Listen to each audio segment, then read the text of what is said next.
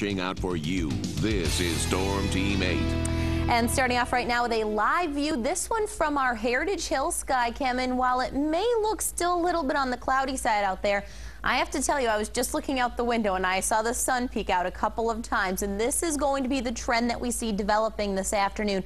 They cleared out rapidly back across the lake. Some locations in Wisconsin and northern Illinois jumped between 7 and 8 degrees in just an hour when the sun came out there. Now, we may hold on to a few more clouds because we are downwind of Lake Michigan, but I tell you what, it's certainly going to be a much nicer afternoon than it was this morning with that rain-snow mix moving through. Speaking of, we can show it to you on Storm Track Live Radar, where it's going and where it's been, basically all over West Michigan. Now, though, just moving to the east of the Grand Rapids area, you can see Greenville getting in on some of the action of some light snow. As you head to the south, a little bit more in the way of rain. I did have a couple of locations say that roads may have gotten a little slick, but most areas just were reporting some really wet snowflakes. So this area here moving to the east of our viewing area within about the next hour and a half, and I think at that point we'll really keep things dry as we head through the rest of today and this evening.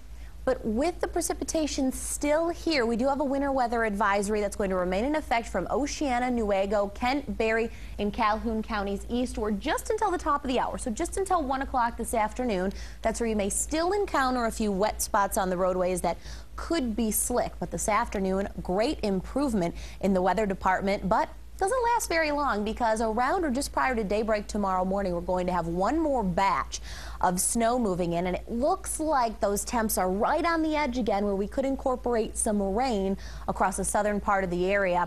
But where we stay all snow, I would not be at all surprised to see some locations, especially north of Interstate 96, pick up between 1 and 3 inches of snow, and that would be during the day tomorrow. But the good news here, dry for the New Year's Eve festivities. But shortly after that ball drops, within a matter of hours, we're going to see winter return to West Michigan. Right now, we're 34 in Grand Rapids, above that freezing mark, 31 in Hastings, 36 in Kalamazoo. Here's the 24-hour forecast at 6 p.m. We're dry across the area. Temps holding in the mid to upper 30s. A few locations could touch 40, especially to the south and southwest if they see enough sun. Midnight, we're still dry here, but look what happens just prior to daybreak. We start to see a little bit of snow shower activity develop. Temps are holding in the mid-30s. And there's the snow setting up, especially north of Interstate 96, more in the way of a rain-snow mix as you head to the south. That's where any accumulations would be on the lighter side. Tomorrow's high temps still reach the mid to perhaps upper 30s. And looking at that 8-day forecast, we're into the low 40s here for New Year's Eve. I think when the ball drops, temps are probably holding in the upper 30s, but then a front's going to come through, a strong cold front, Sunday morning between about 3 and 7 a.m. And after it comes through, those temperatures are going to fall, which is exactly why I have those numbers inverted there. About 40 at midnight, 27 by Sunday evening. And Brett, with the colder air coming over the Lake Michigan waters that are still holding in the low to mid 40s for surface temps, could see some lake effect snow continuing through at least about early Tuesday.